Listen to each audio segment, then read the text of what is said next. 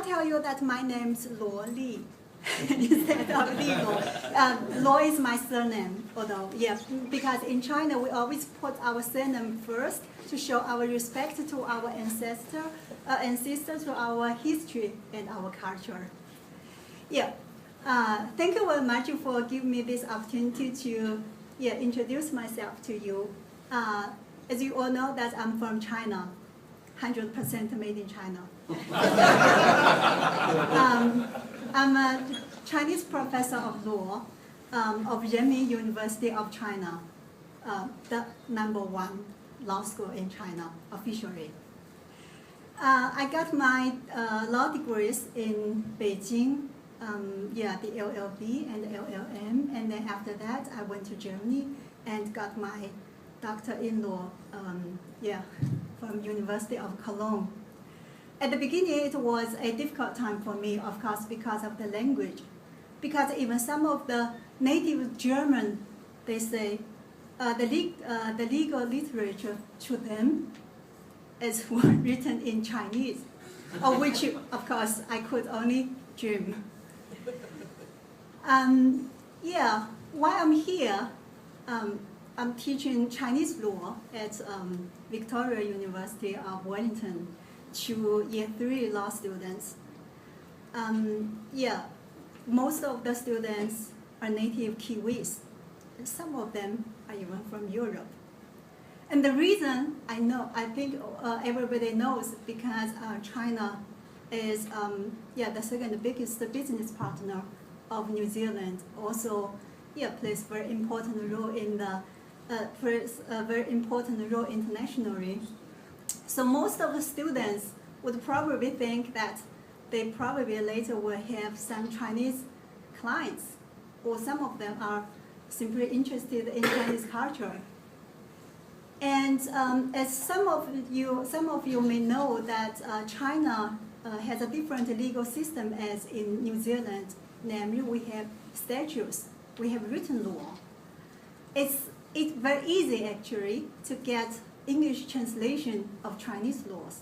So why do you need me to teach Chinese law? Even though you can get the English translation, it doesn't necessarily mean that you can really understand Chinese law.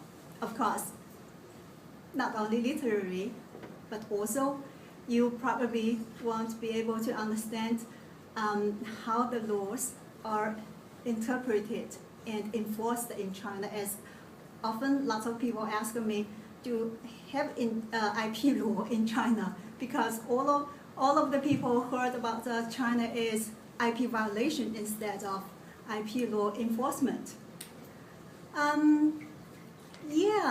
Even from the legislative level, I would say that China made a big progress. That's the reason why we could become one of the WTO members. But China is far from a country of rule of law. And we still have lots of bad laws, ridiculous regulations. Some of them have changed. After some people had died for them. For instance, the measures for internment and deportation of urban vagrants and beggars, which has been changed several years ago after a young man died, which is sad. But I still think, and I hope, I think, and I also believe that China will change very quickly, as it had happened in the last few decades. I personally witnessed the dramatic change in China. For instance, as I was a little girl, we could only have new clothes once a year during the Spring Festival. And when I was even 10 years ago, we couldn't imagine, most of the Chinese couldn't imagine that they could one day own their own cars. But now big cities in China are suffering severe air pollution because we have too many cars. And even 20 years ago, nobody in my family have ever thought about that we could go abroad. But now I'm here in New Zealand. I can get authentic kiwis, and they're delicious. I mean the fruits, not the food.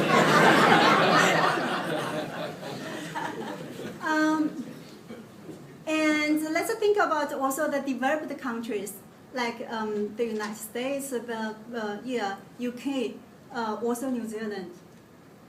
None of them didn't have dark past.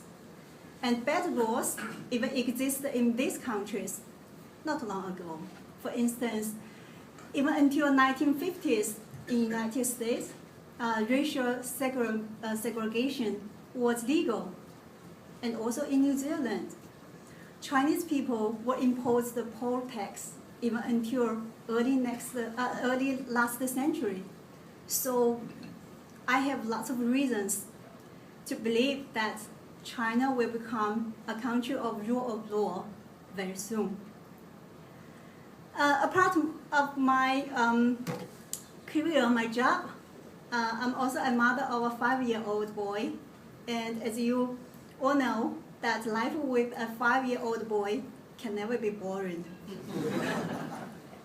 My husband, unfortunately, he's not here. He's not in New Zealand, even though he fell in love with New Zealand when he just arrived in New Zealand 2 years ago.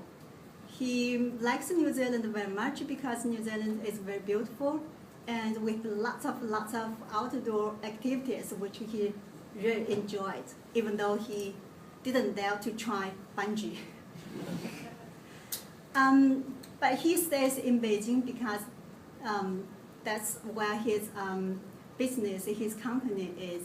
He runs his own company in pulp and paper industry for many years.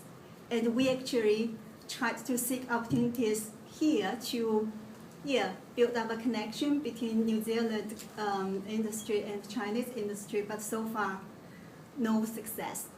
So if any of you know that any Kiwis or Kiwi companies would like to export to sell their pulp or wood chips to China, or would like to buy paper products from China, please let me know. Mr. Somerville's got shells for you. I know that I've probably run out of time, but may I allow myself to extend my speech 1 more minute, because this is my last lunch, my last time to show up here as an associate member. Because on Saturday, I'm going to go back to Beijing for good.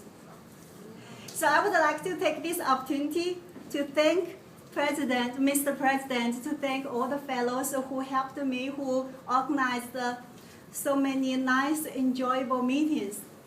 And as always, as I was with my students, we always had lots of things to say, because I have too many things to tell them about China, and we have lots of information, lots of views to exchange, and I hope that the same will happen between you and me.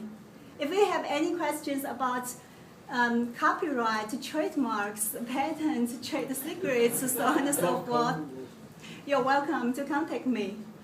Yeah, thank you.